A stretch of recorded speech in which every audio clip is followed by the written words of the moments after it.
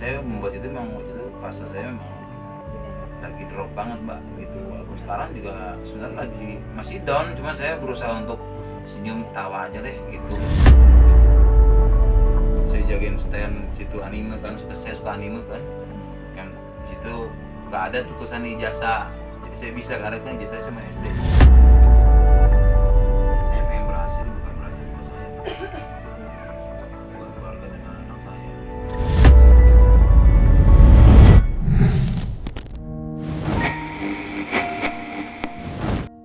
Nama anak mendiang penyanyi sekaligus pencipta lagu legendaris Deddy Dores, yakni Calvin Dores, belakangan ini mendadak ramai jadi perbincangan publik di media sosial.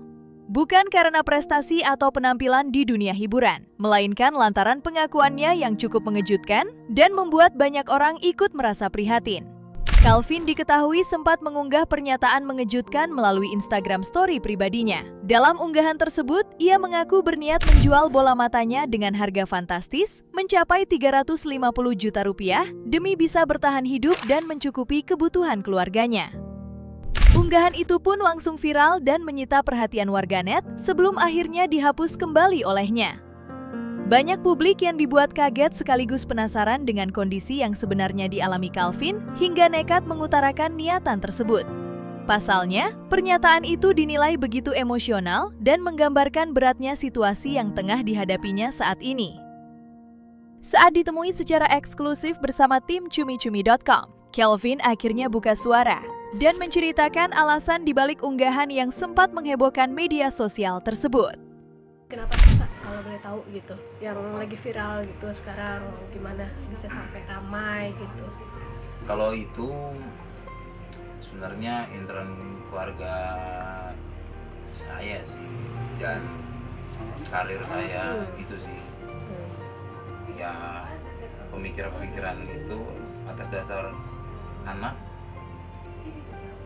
ibu saya gitu sih, jadi kompleks gitu.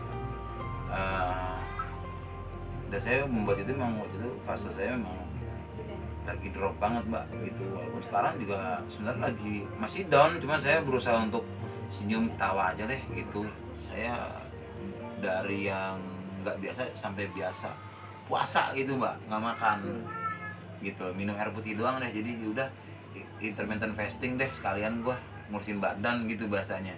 Padahal mah emang gak ada duit mau makan. Jadi gue ngalah buat anak gue aja gitu kan. Udah buat anak ini gue aja lah, yang penting pada makan.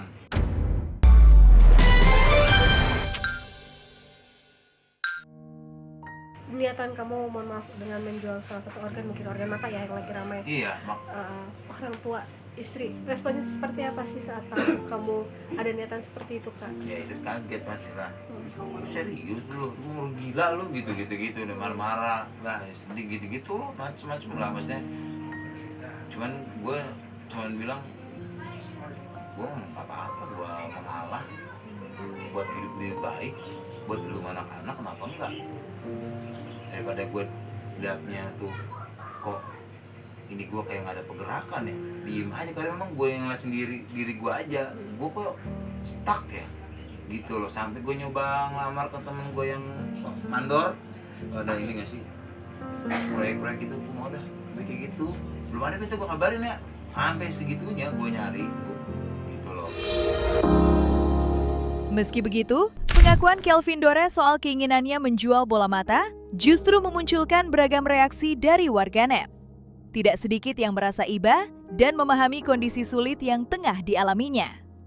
Namun di sisi lain, banyak juga yang mempertanyakan keputusan tersebut karena dinilai terlalu nekat dan berisiko besar bagi kesehatannya sendiri. Pasalnya, persoalan donor maupun transplantasi organ bukanlah hal yang bisa dilakukan secara sembarangan. Ada banyak prosedur medis, aturan hukum, hingga pemeriksaan ketat yang harus dilewati sebelum tindakan itu dapat dilakukan.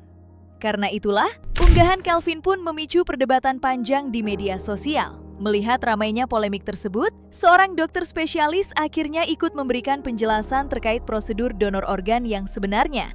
Lantas, benarkah niat Calvin Dores untuk menjual organ matanya adalah keputusan yang ilegal? Berikut jawabannya.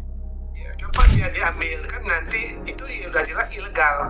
Karena bank mata itu adalah nirlaba, tidak mencari keuntungan. Jadi yang diambil itu adalah setelah pendonornya meninggal. Jadi tidak ada diambil waktu mereka hidup.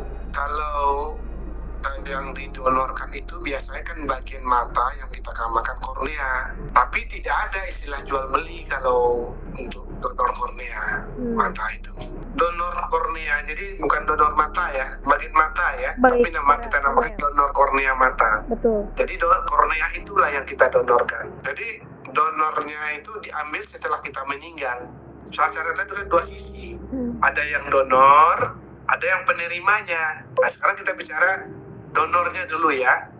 Donornya udah jelas sehat. Sehat artinya apa? Dia tidak menderita penyakit infeksi yang menular seperti HIV, hepatitis. Itu syarat dari orang yang akan mendonorkan. Kemudian usianya tidak boleh anak-anak. Kemudian donor itu diambil setelah dia meninggal. Nah, itu dari segi pendonor. Kemudian ada lagi penerima. Penerimanya ya udah memang dia menurut pemeriksaan dokter mata dia akan membantu untuk penglihatannya lebih baik dengan diberikan donor kornea tersebut.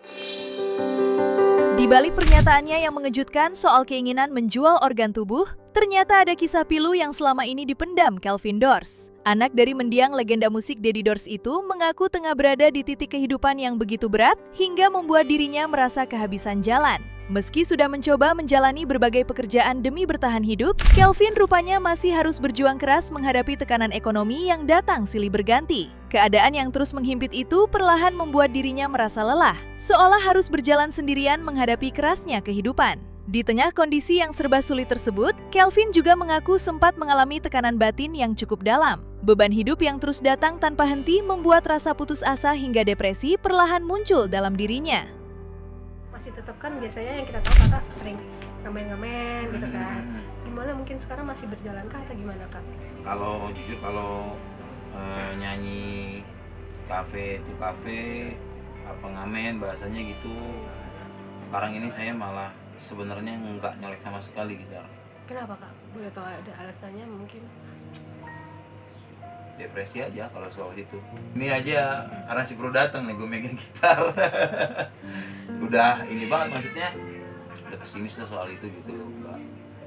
Karena saya udah ngelakuin hal banyak cara di jalur itu, memang saya akhirnya berpikir mungkin Tuhan mungkin Tuhan nggak situ kali rezeki saya ya gitu. Udah saya akhirnya coba kerja A, kerja B, kerja C. Memang kan kerjaan saya itu nggak netep gitu Bang. Saya freelance gitu, kayak misalnya ada pameran juga. Kayak kemarin tuh belum lama di Lipo Jakarta Barat, ada fotonya di IG saya, scroll aja. Saya jagain stand situ anime kan, saya suka anime kan. Yang di situ nggak ada tulisan ijazah, jadi saya bisa karena kan ijazah cuma SD. Terus kadang juga saya jual beli motor punya teman, saya cuma jadi jembatannya aja lah gitu loh. Saya pengen berhasil, bukan berhasil buat saya, buat keluarga dan anak saya. Itu aja. Kalau saya mah udah, saya udah kenyang. Gue udah kenyang gitu bro. Maksudnya apa ya? Kalau aja katakanlah saya masih belum nikah gitu ya, katakanlah saya belum nikah misalnya nih, mungkin saya nggak selantang ini bicaranya, dalam arti mungkin gue udah lepas kali, dalam arti gue buang tuh duniawi gitu loh Mbak. Karena gue mikirin anak gue tuh nggak mau anak gue sesusah gue, bukannya nggak bersyukur ya Pak, tapi susahnya susah, bener-bener susah Pak. Gitu, gue cuma nggak mau itu sebenarnya, gue nggak mau mereka ngalamin itu. Jadi harapan gue semoga keluarga gue ya tentunya sehat pertama, kedua ya jauh lebih baik lah, lebih baik di mata Tuhan aja lah. Di tengah kondisi hidup yang terasa begitu gelap dan penuh tekanan, Kelvin Dorst akhirnya mulai mendapat secercah harapan. Setelah kisahnya viral dan mengundang simpati publik, uluran tangan pun datang dari sejumlah figur publik yang ikut merasa tersentuh dengan kondisi yang dialaminya. Salah satu yang paling menyita perhatian adalah kepedulian dari Melanie Ricardo. Presenter sekaligus aktris ternama itu mengaku ikut tergerak hatinya setelah melihat perjuangan hidup Calvin yang belakangan ramai diperbincangkan di media sosial. Tak ingin hanya sekedar memberi simpati, Melanie pun mengundang Calvin hadir ke podcast miliknya agar bisa menceritakan langsung kondisi yang sebenarnya sedang ia hadapi. Jadi kakak sempat sedikit menyebutkan nama Melanie Ricardo dan itu mungkin memang apa rencana mau ada podcast atau kerjasama? Udah podcast. Udah tayang lah di YouTube-nya. Dia ngebel saya kan. Waktu viral hari ke berapa? 2 ya. Jadi dia langsung ngebel saya. Lu kenapa? Serius lu? Lu ketemu dia juga pusing, saya sakit mbak, saya kan sakit-sakitan, dia pusing juga, bingung.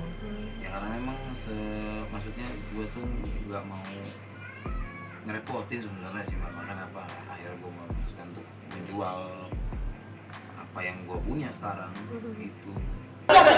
Pasti kita pengen ekspresi mengedepankan estetika jelas tadi mendengar kan.